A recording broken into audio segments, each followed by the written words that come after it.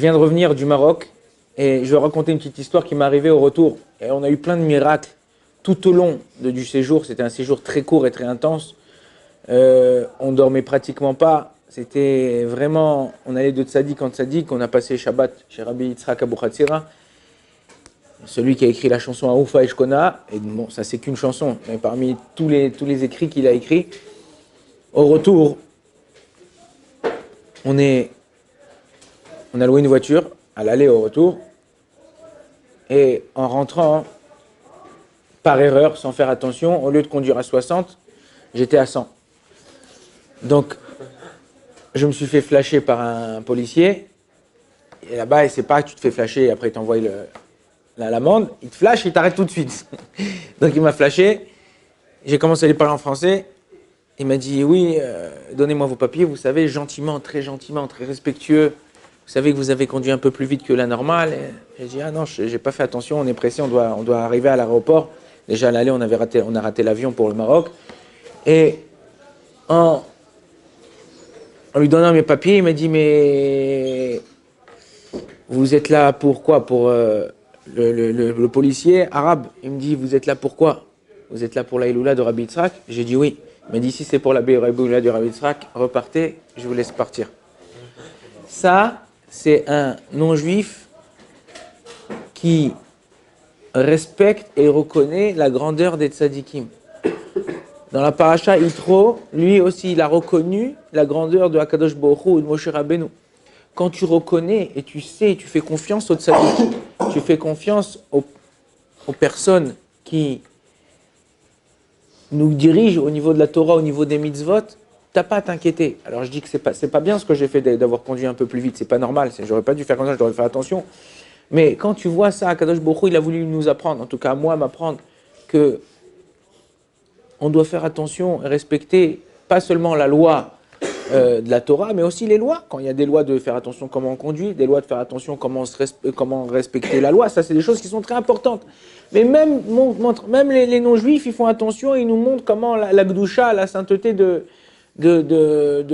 tzadikim. Et pareil, Yitro, il a vu, c'est un homme riche, il avait tout ce qu'il fallait. Et qu'est-ce qu'il a fait? Il a tout quitté pour pouvoir se rapprocher de la Torah, des mitzvot.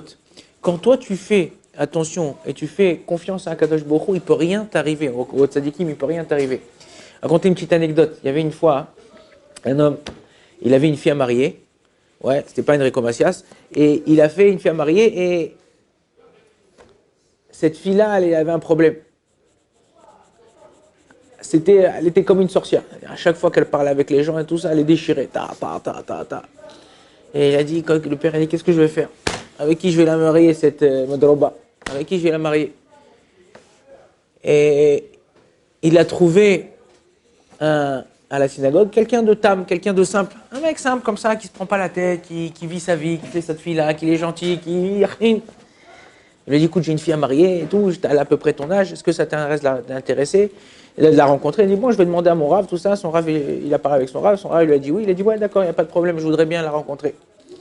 Ils ont fait le chidour, la rencontre, il les a fait rencontrer, il les a amenés dans un petit restaurant. Et puis ils étaient assis en train d'échanger des paroles, de parler. Et lui, il est venu au rendez-vous avec un costume. Et il a collé sur le costume plein d'autocollants là, de deuil, des yeux. Des autocollants des yeux comme ça, tac, tac, tac, tac, tac, des yeux. Et il commence à parler avec elle et tout ça et tout. Il parlait pas. Qu'est-ce que tu vas faire dans la vie? Combien d'enfants tu veux? Qu'est-ce que tu vas faire? Ta. Et de temps en temps, il faisait comme ça. Hop, il prenait sa veste. Il tapait sur l'autocollant et l'autocollant, il se décollait, il faisait... Hop, il tombait sur la table. Passé 10 minutes, un quart d'heure, hop, il faisait... Il tombait sur son plat. Elle dit, mais il est fou celui-là. Il tape, le truc, machin, c'est quoi? Il m'envoie des autocollants, je comprends pas et tout. Parce qu'à un moment, il a tapé comme ça, tac, sur l'autocollant sur ses cheveux. Elle se levait, elle dit, quoi? C'est quoi ça? Un truc, elle s'est énervée, elle est partie. Elle a rêvé chez son père le soir, elle dit, ouais, c'est quoi ce type que tu m'as envoyé? Il se moque de moi, il m'envoie des autocollants, à chaque fois qu'on parle, des autocollants, des trucs et tout.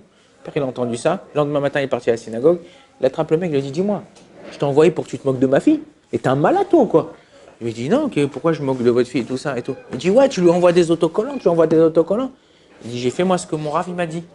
Il dit, qu'est-ce qu'il t'a dit, ton rave? Il a dit, tu sais que Dans la halakha, on n'a pas le droit de regarder une fille. Mais comme tu vas te marier avec elle, tu dois de temps en temps jeter un coup d'œil. Donc de temps en temps, je jetais un coup d'œil. Lui, il a compris jeter un coup d'œil, c'était, on voyait au truc. Lui, il a été sauvé de cette fille-là, qui n'était pas une fille aïe aïe aïe. Pourquoi? Parce qu'il a écouté son Rav. Il a été tamim tiei machem elokera. Il a été simple, il a compris à la juste valeur. Au mot, ce que le Rav il a dit. Il a dit de temps en temps, tu jettes un coup d'œil. Il a dit comment je vais jeter un coup d'œil? Donc il a mis des autocollants d'œil et tac. Si il a été sauvé grâce à ça, si nous, Bémet, des fois on se pose trop de questions, des fois les gens, ils arrivent à se poser trop de questions. Ouais, pourquoi on fait ça? Comment on fait ça? Là, on était au Maroc, on a passé un Shabbat à côté de la tombe de Rabbi Yitzhak, c'est la famille Benichou. C'est une famille de tzadikim que j'ai jamais vu dans ma vie une Ahavat Israël et Achnasat Orchim de cette façon-là. Combien vous êtes B'Aïnara à la Yeshiva, le Shabbat? 50? Ouais, 36. Et bien là-bas, c'est 3 fois 36. C'est des tables, c'est un salon à eux. Tac, tac, tac. Des deux côtés, il y a des gens qui connaissent même pas. Ils mangent bien Inara, ils leur demandent même pas, à tel point qu'il y a quelqu'un qui a bu, tellement bu, qui est parti s'allonger sans faire exprès dans le lit du propriétaire de la maison. Quand il est arrivé, il a vu qu'il y avait quelqu'un dans son lit, il n'a même pas réveillé. Il est parti dormir dans une autre place comme si c'était pas lui le lit, c'était pas lui la maison. Quelqu'un qui travaille sur ses midotes, qui fait tout ça parce qu'il croit en tzaddik et on est là pour le tzaddik. Donc quand tu es là pour un tzaddik, tu fais des Torah mitzvot, rien peut t'arriver. Quand vous faites quelque chose, vous faites la Torah, vous étudiez. Tout le but de la Torah, c'est pas d'étudier, d'avoir des grandes connaissances et de savoir. Ah, je suis un baki dans toute la Torah. Il y a des gens qui sont des Sefer Torah, mais qui sont pas encore des hommes. Un homme, il doit être d'abord quelqu'un qui sache se comporter avec l'autre. Si toi, tu sais te comporter avec l'autre, tu sais faire du chesed avec l'autre, tu sais aimer l'autre et tu sais le respecter, tu sais écouter les tzadikim, alors c'est sûr que ta vie, elle va se passer d'une façon où les autres, ils vont kiffer. Toi, tu vas kiffer, tous on va kiffer. Et c'est comme ça qu'on peut faire venir le Mashiach. Oh, Adonai, l'Olam, Amen, Amen.